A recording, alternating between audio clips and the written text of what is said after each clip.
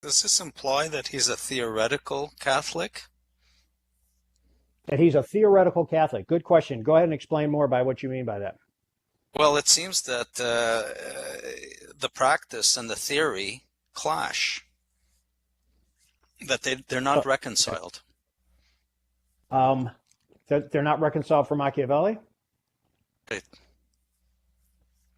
Go ahead with that point. Where do you see where do you see there not being a reconciliation?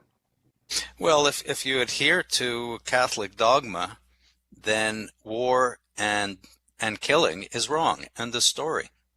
Hmm. So he seems to um, contradict himself, or at least I don't know if he can call himself a Catholic and a military man at the same time.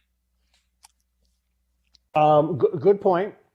Although there have been a number of those who did call themselves good Catholics and military men, and this derives from the Catholic theory of what's called just war theory.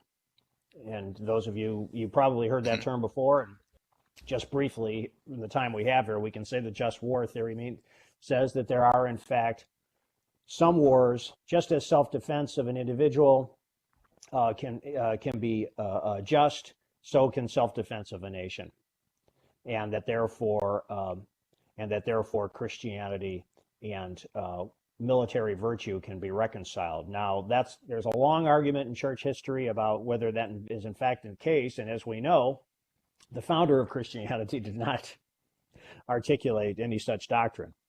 Um, we won't be able to answer that here, but I think, Rob, you're certainly right in your point here about that Machiavelli cannot reconcile being a good Catholic with what he's teaching, and I think his Machiavelli's response to that would be that in fact he's not a good Catholic.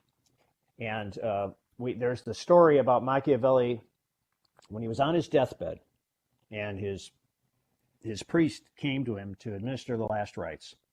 And as Machiavelli lay there dying, the priest says, "Niccolo, it's me, your father confessor. It's time.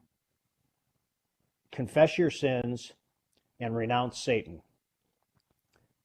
And Machiavelli lays there and he says to him again, "Niccolo, it's time for you to renounce Satan." And Machiavelli looks at him and says, "Father, this is no time to be making enemies.